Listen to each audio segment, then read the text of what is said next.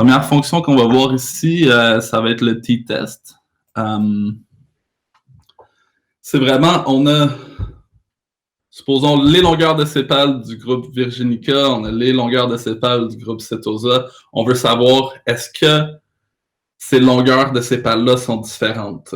Donc, on ne peut pas juste regarder si la moyenne est différente, puis si l'écart... Mais les stats, en fait, c'est réussir à considérer la différence entre les moyennes puis les largeurs des corps types pour savoir s'ils sont différents ou pas, puis le quantifier. Donc ça, c'est vraiment là, le t-test qu'on va, ce qu'on va regarder le plus souvent en premier. C'est ça,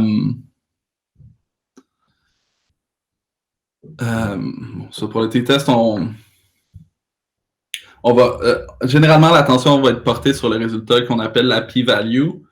Puis ce chiffre-là, essentiellement, ça dit à quel point c'est probable que les chiffres viennent d'une seule et même distribution. En gros, ce que ça dit, c'est il y a deux groupes différents dans ça.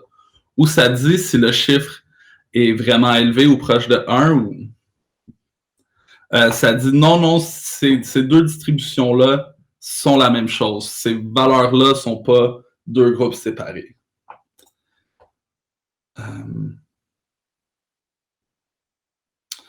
Puis, c'est ça, le t-test, ça s'applique seulement quand on compare deux groupes. S'il y avait plusieurs étiquettes, donc si on considérait les 3 espèces d'iris, on utiliserait un ANOVA à la place. Je vais y revenir aussi ça tantôt.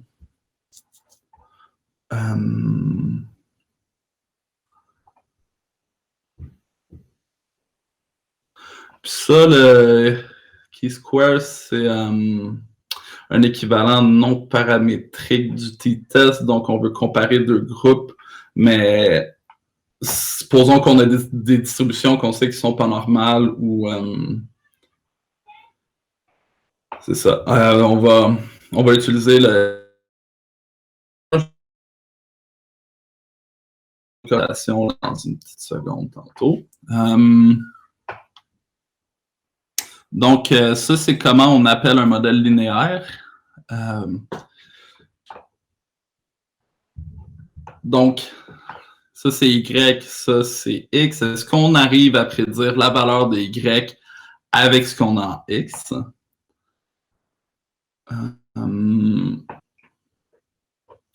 C'est l'appel de fonction.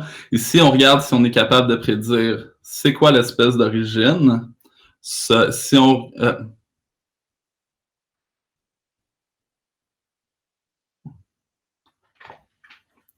On regarde si la longueur des sépales puis l'espèce sont reliés fortement ou s'il n'y a pas de lien entre les deux.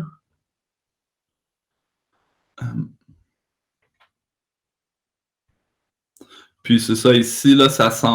Il n'y a pas de statistiques là, qui. Il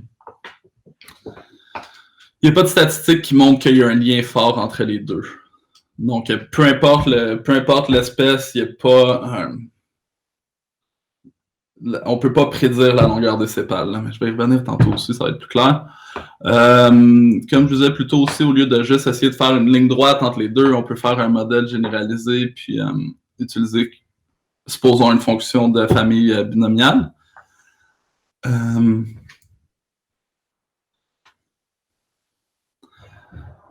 Puis, l'autre test qui est intéressant à faire, c'est si on a plusieurs distributions.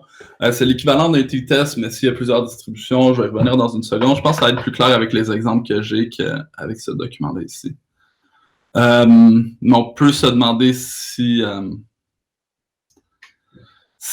le modèle qui a été calculé plus tôt est statistiquement significatif en faisant un ANOVA sur le modèle.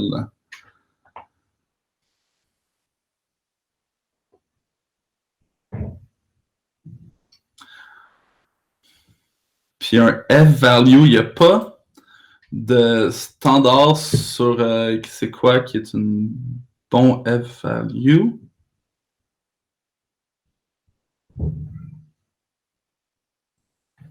Mais quand c'est élevé ici, puis bas là, ça veut dire qu'il y a un lien dans le modèle.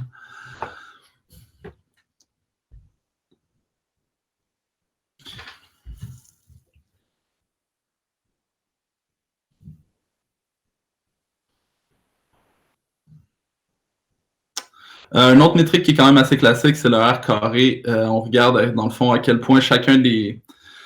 Quand on a une distribution, on fait une droite de régression dedans, puis on regarde si tous les points sont loin ou rapprochés de la ligne.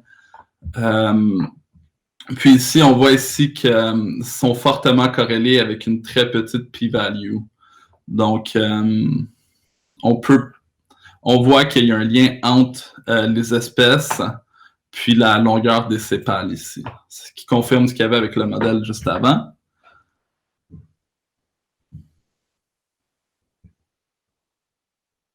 Puis d'autres... celui-là, je ne suis pas particulièrement familier avec, mais c'est proche du R-squared, celui-là. Puis le ROC, ça, je vais y revenir. C'est plus souvent ça qui est utilisé quand c'est des données plus complexes. Puis c'est à quel point le modèle arrive à faire mieux que la chance. On s'attendrait, supposons, à un modèle, s'il y a une chance sur 2 de l'avoir, mais s'il fait moins bien que 0,5% dans ses prédictions, cette courbe-là va pas être très belle. C'est un principe de validation croisée aussi.